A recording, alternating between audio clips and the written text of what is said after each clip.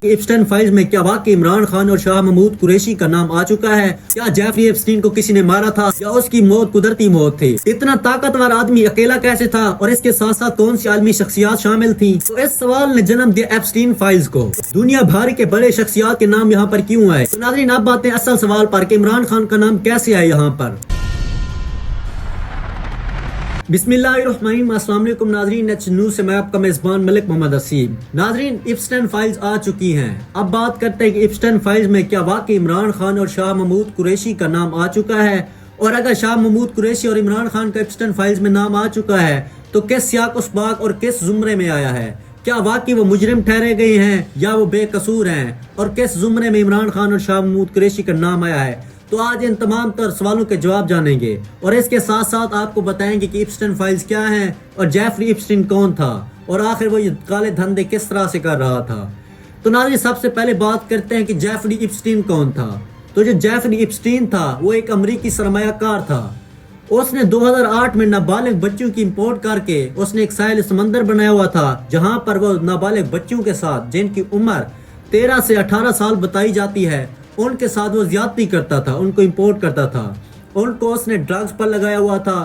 اور یہ صرف 1 2 یا 10 یا سینکڑوں بچیاں نہیں تھی بلکہ یہ ہزاروں کی تعداد میں یہ لڑکیاں ہوتی تھی۔ تو وہاں پر بہت سارے سرمایہ کار، پولیٹیشین، بزنس مین آتے تھے جو کہ ان لڑکیوں کا ریپ کرتے تھے۔ اب جیسے یہ کیس اٹھتا ہے تو 2008 میں جیفری ایپسٹین کو پکڑا جاتا ہے، لیکن وہاں پر اس وقت جیفری ایپسٹین کو تو چھوڑ دیا جاتا ہے، لیکن پھر 2018 میں یہ دوبارہ کیس اٹھتا ہے اور پھر سے جیفری ایپسٹین کو پکڑ لیا جاتا ہے۔ تو ناظرین جیسے ہی 2018 میں جیفری ایپسٹین کو پکڑا گیا تھا اس کے چند ہی دنوں بعد ایک رات کو ایک عجیب و غریب واقعہ پیش آتا ہے۔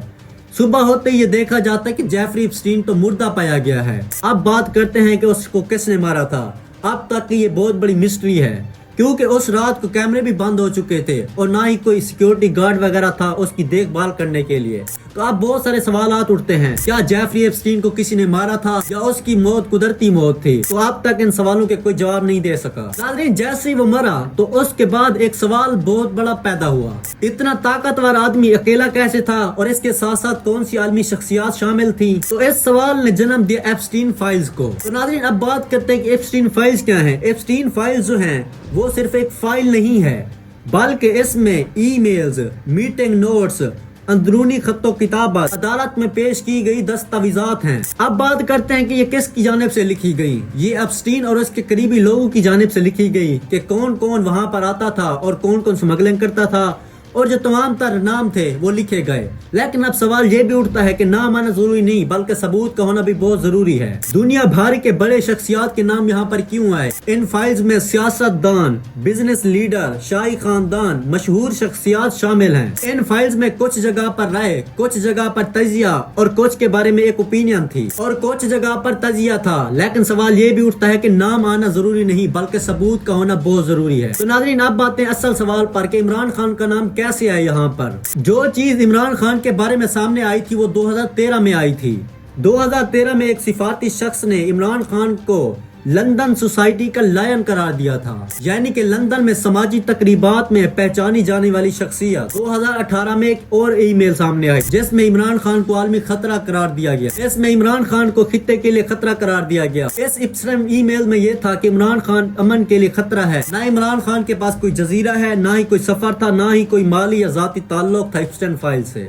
یہ بات کوئی میں اپنی طرف سے نہیں کر رہا بلکہ تمام تر جو بین الاقوامی ادارے تھے انہوں نے بھی اس بات کی تصدیق کی ہے۔ اب بات کرتے ہیں کہ شاہ محمود قریشی کا آخر کیوں نام آیا۔ شاہ محمود قریشی کا اس لیے نام آیا کیونکہ اس سے سفارتی ملاقاتیں ہوتی تھی اور سیاسی رابطے ہوتے تھے شاہ محمود قریشی سے۔